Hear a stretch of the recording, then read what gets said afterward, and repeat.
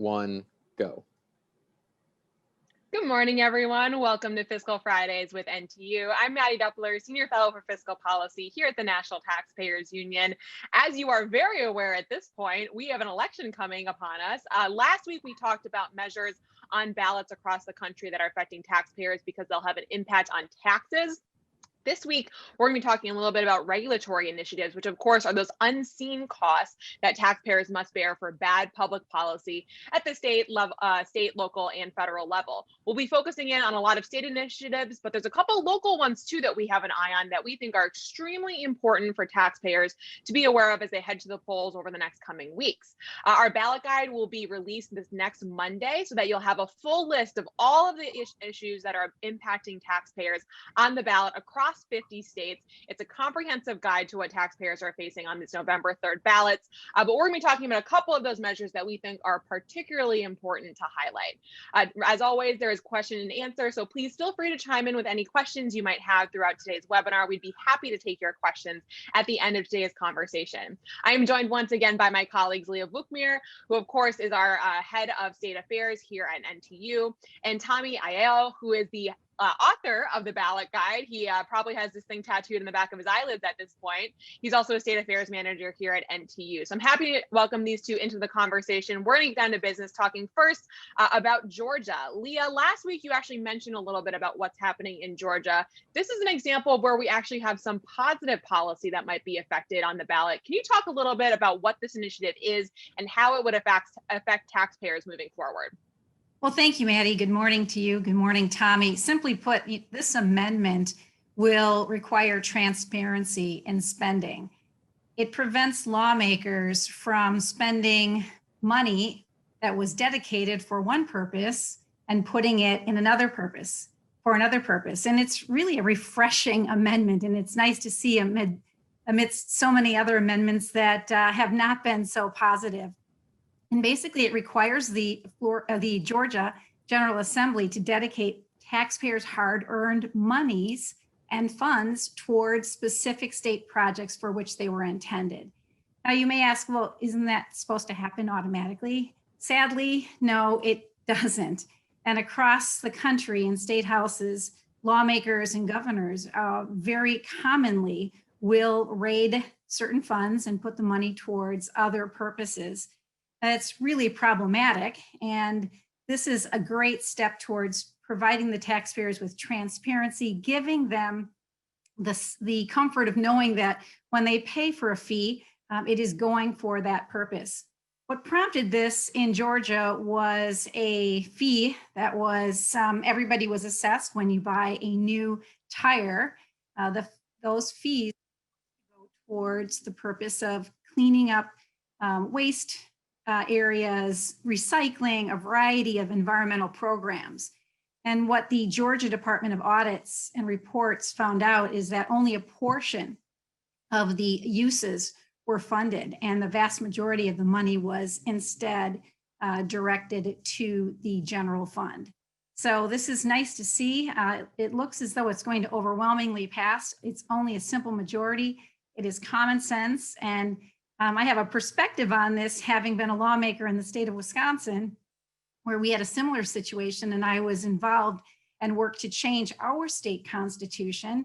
From 2003 to 2010, then Governor Jim Doyle raided our transportation fund to the tune of $1.2 billion. And he put the money to local units of government and schools. And Mattie, you're from Wisconsin, and you know that raiding the transportation fund is never a good thing. Our winters are harsh, and it really has an effect on our roads.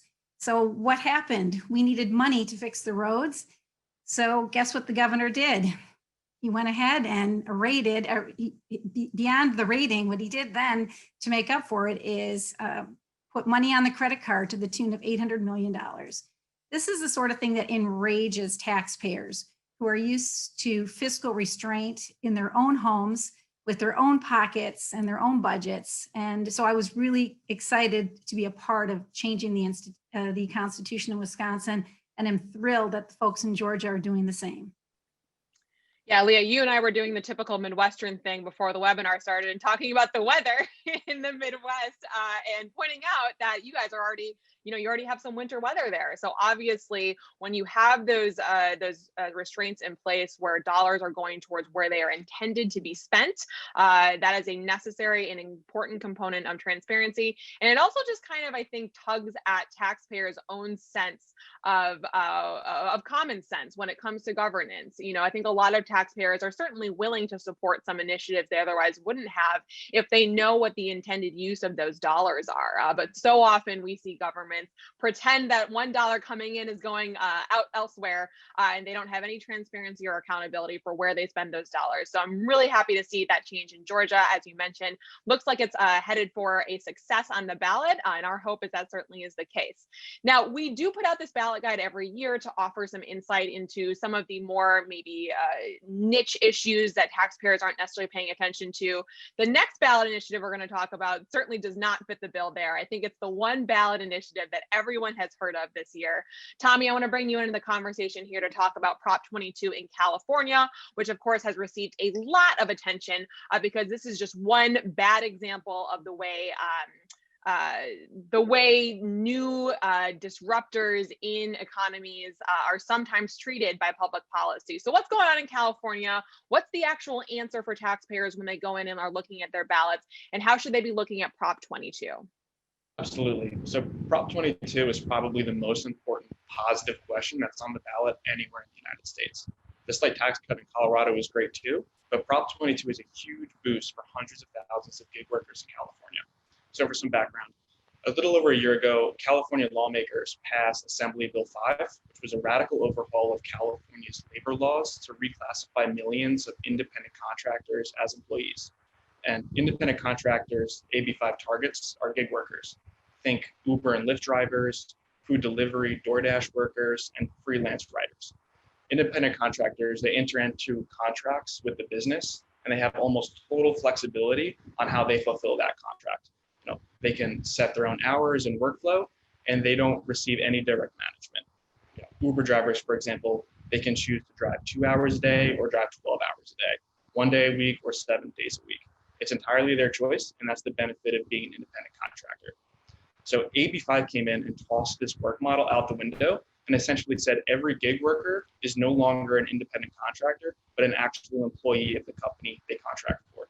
That means your Uber driver is now entitled to a minimum wage, paid sick leave, collective bargaining, paid family leave, and other benefits as well. As you can imagine, having every Uber driver now become entitled to these benefits would be super expensive, and it is, which is why there have been so many layoffs because of this law. So Prop 22 would retool the more harmful components of AB5 by reclassifying app-based transportation and delivery drivers as independent contractors instead of as employees. Essentially, it would defang the most controversial and consequential provision of AB5. The one drawback on Prop 22 is that the measure doesn't protect every California gig worker, specifically freelance writers. And since it doesn't overturn AB5, it's still a step in the right direction. Thanks, Tommy. And that's a good example. Last week we talked about California trying to increase property taxes. This regulatory burden is one that has been so onerous on freelance workers and gig workers, particularly in a very disrupted economy this year. Hopefully Prop 22 is successful on the ballot. Do you have any sense of where that campaign is going? I know it has received so much national attention. Do you think that it will ultimately be successful? I think there is a lot of movement in support of Proposition 22. There's actually a ton of gig workers who have come out in support of Prop 22 because they've seen their business decline dramatically. Obviously the pandemic is a big factor, but the regulatory burdens of AB5 has really taken an impact to their business. Hundreds of freelance writers for Vox Media have been laid off. Uber and Lyft, they say they're not even sure if they want to continue operating in California because of the big expenses there. That's potentially hundreds of thousands of layoffs if Proposition 22 doesn't pass. Thanks, Tommy. So from one big regulatory burden to another, Leah, I want to ask you about what's happening in Florida, obviously another very important state and one that's very, very big when it comes to its economic impact. In Florida, a minimum wage hike is on the ballot. Can you talk to us a little bit about what that would mean for businesses and workers in Florida? Well, it would be very bad news. Let's just put it that way. And I cannot think of a worse time for something like this to go forward. On the heels of a pandemic where we know that small business owners in particular have been ravaged and businesses have closed. So many people have already lost jobs. This amendment, Amendment 2, would constitutionally mandate $15 an hour. And right now in Florida, the minimum wage is $8.56, which is $1.50 higher than the federal rate. This is definitely going to make Florida an outlier in the southeastern part of our country, and I think is going to have a drastic effect on so many people. We have looked at studies where cities have done this. Seattle is probably the best example, and the University of Washington found that the number of hours worked by entry-level workers was decreased by 9% when they put in their $15 an hour minimum wage, and that meant about $125 a month. And, while it sounds great, on paper that we're giving people more money, the unintended consequences of this type of action by government is really bad. And what happens is that the higher labor costs will be for larger businesses will just incent them to automate. And when we automate services, and I'm thinking grocery stores and fast food chains, suddenly now we have fewer people who are working in person because we have the automation to do it. And so they'll be okay with it, but what happens to the small mom and pops? And they don't have the capital to invest in automation. And that's where the real hurt is going to happen. Government mandated price controls are a bad thing. We have strongly been opposed to them at every turn at NTU. And I hate the thought of what this will do to the small businesses. It's going to force them to lay off employees, slash worker hours. They will delay hiring new employees that they had intended to for various reasons. Ultimately, it's going to raise prices on consumers, and a lot of businesses will shutter up. I think one of the better approaches to dealing with this situation is to decrease regulations on businesses, give businesses the ability to put more money in the pocketbooks of their employees. And when there's competition for workers, that is going to go far more towards increasing wages than any government mandate. Well, and of course, in Florida, too, there's a highly seasonal element to a lot of its workforce. So having a very rigid minimum wage also creates an additional barrier in other states where the workforce isn't quite as cyclical. So I think that that's certainly going to be an element, on top of the fact that, of course, we've gone from one of the best employment situations across the country in 50 years to the worst employment situation in 100 years in just 2 months this spring. We're, of course, recovering from that, but we're certainly nowhere near where we were to begin with. And so any kind of extra burden on hiring and employment, just like we're talking about in California and in Florida, is going to create additional barriers to getting that economy back online. Leah, you're absolutely right on that. Now, we've talked a lot about state initiatives, but I did mention that we've got local ballot measures as well that we're keeping an eye on. Tommy, I want to talk to you a little bit about what's happening in Colorado. This is actually a ballot measure that I wasn't aware of until I was reading through our ballot guide. I wasn't aware that we had localities across this country who are trying to build their own broadband networks. And it's happened in the past where it's gone rather poorly. Taxpayers have poured tens of millions of dollars into these projects, only for them ultimately to be sold off to tech companies who actually know how to handle the technology, because these municipalities can't end up making them work. So what's going on in Colorado? Why is this even something that taxpayers are being asked to vote on? And what do you suspect will happen in the two different places that we have these on the ballot in Colorado? Right, sure. So just real quickly, and we touched on this last week, and I'll say it again for folks who might not have watched. This year, we only identified 37 statewide measures pertaining to tax and fiscal issues. But at the local level, we identified over 2,300 measures across hundreds of counties. These local measures are the most important aspect of our ballot guide because there are billions of dollars of tax hikes at the local level and tens of billions of bond measures that will raise property taxes. So back to your question about Colorado, there's two measures that would allow counties and communities to operate a new government-run internet provider utility. That means these governments will use their money, their taxpayers' money, to duplicate networks in communities that already have broadband from private sector businesses.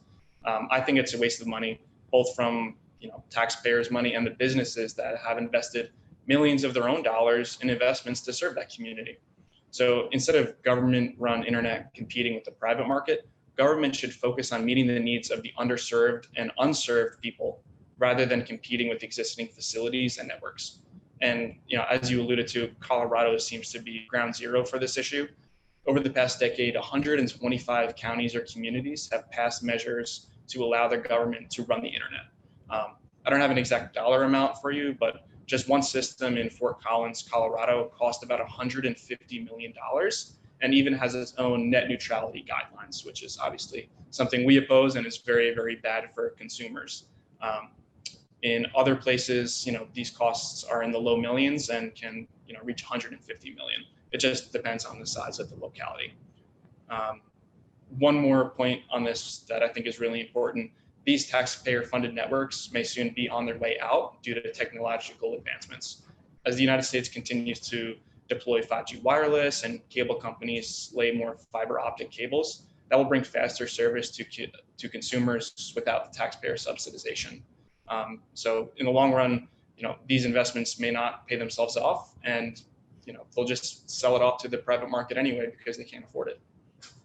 And earlier this fall, we actually had Congressman Bob Latta on from Ohio to talk a little bit about how most of the success that we've seen in really being able to create innovation in this space has come from the private sector. And when the public sector takes its cues from private innovation, that's where we've seen progress. So certainly we already have a dubious track record when it comes to localities trying to lead the way on their own.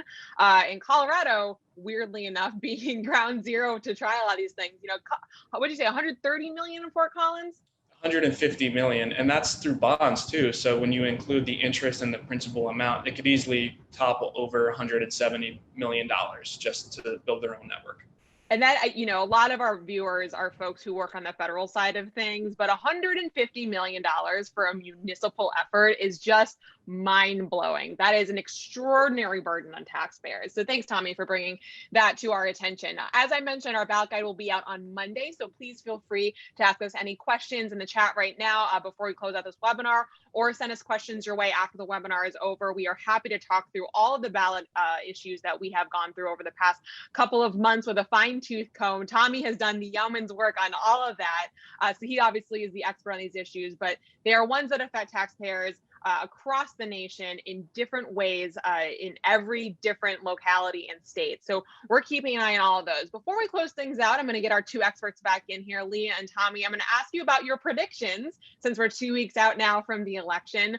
What do you think is going to be the best taxpayer win out there? It could be regulatory, it could be on the tax side. What do you think when we wake up November 4th, we're going to be most excited to see on these ballot initiatives? Leah, I'm going to start with you, and then Tommy, I'll kick it over to you. Leah, what do you think? Well, with the two that I mentioned, I feel very optimistic about Georgia. Florida, I'm a little worried about. At last I heard it was polling at about 60%. You need a 60% supermajority for that to pass. But in general, I think all of these initiatives point to the importance of an organization like NTU.